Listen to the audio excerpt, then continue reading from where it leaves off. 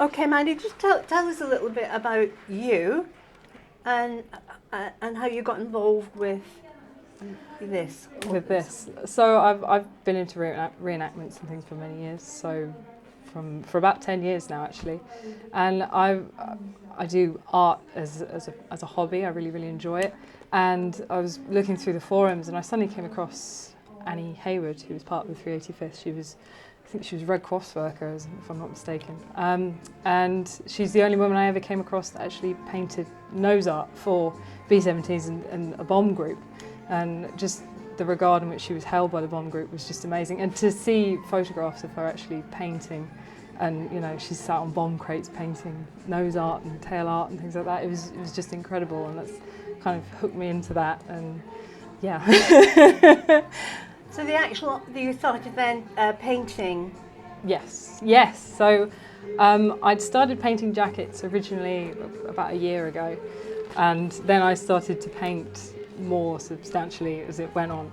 And finding Annie and found out she was painting 80s and things was incredible. And I was like, oh my goodness, there's actually a woman, like a figure in history that did this, what I enjoy doing, what I love doing, and commemorating these guys. And she actually did it back in the day. So yeah, I paint 80s for a living. This is the 100 Bomb Group 1 that I've done. And yeah, it's just a passion of mine. It really is. And there's is there a market out here for? Absolutely. I mean, obviously with Master of the Air and things like that, it's raised the profile of all of this, which has been fantastic, because you've got more interest, especially from my generation. It's just blown up essentially. People are fascinated by the history behind it, and finding out grandparents and things are involved in these groups, and looking for artwork and things like that to commemorate their family members and other people that they've heard of in history. Is just, it's just amazing. So it's definitely raised a recognition of all of this, which is fantastic. And you do reenactments. What is a reenactment? So a reenactment is basically you wear historical clothing and you go to a place where these people would have been based for whatever, and basically give the public an idea of what it was like back in the day. So we reenact US Army Air Forces. So we've got original kit like blue bunnies and things like that, which we take and we show people, and we say, this is what they wore. You think people in B-17s are at 30,000 feet and it's 50 below, and this, they wear all these layers. And I reenact obviously the women's side of that, so flight nurses and things like that. What they did during Normandy as well. Going over and ferrying people and the wounded back, and their amazing contribution to the war effort and history in general, and the advancements in medical science and things like that they helped pioneer essentially. Mm-hmm. So that's my part of history. So this is an area that I wasn't aware of, but you say that this is big, and with your generation, so it's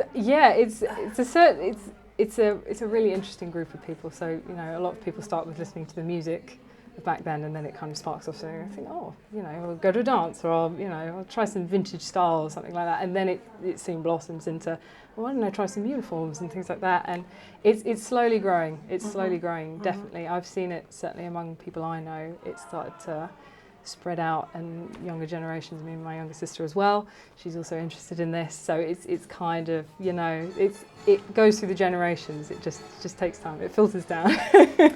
So your particular skill and talent as being an artist, is that recognised widely in this community? Are you the only female doing this? I'm certainly not the only female doing this, which is fantastic. So I think that's a bit of progress from Annie's day, that finally there's some more women in the hobby and enjoying all of this. I'm certainly not the only one, but I just paint them as they come in, and people slowly start to know me, which is really nice. And yeah. So Maddie, are we okay with the lights? Yeah. Is it okay? Sorry, I'll take that again. Maddie, so we are here today watching a commemorative event that happened for a tragedy, a disaster that happened 80 years ago. Yeah. And you're here several generations later. It's important that we do these things, because to preserve their memory, but also these guys were about my age. They were my generation, just a couple of generations back. And it's not that far back in history to think that people my age said, you know what, I'm not putting up with this anymore. And they went and they did their part, and these poor men came down doing their part, and that should always be remembered. That is truly special. That's the ultimate sacrifice. So, yeah, that's why I'm down here today. It's my pleasure to do so. And we should just bring in Lee here. And Lee is your partner. Yes. And Lee is wearing one of my artworks. A2s, yes. A living artwork. Yes, here. I realised that after a while, as soon as I paint something, I should probably ask Lee if he'd like one painted as well. So, yes. And you've painted everything that we can see here on this. Everything on there. So this is a bit of a homage piece to a jacket that's actually at Thorpe Abbott's. So the colour scheme is very like one that's up there. I think it says Earp on it or something, but it's the yellow and cream colour scheme for the patch. And obviously the D on the sleeve. Ooh, gone a bit far. The D on the sleeve for the tail. But yes, this was the original aircraft was called the original aircraft is called Lucky Lassie, but Chapel in the Flack is the name that's been given to that aircraft, and it's quite a famous name, Chapel in the Flack.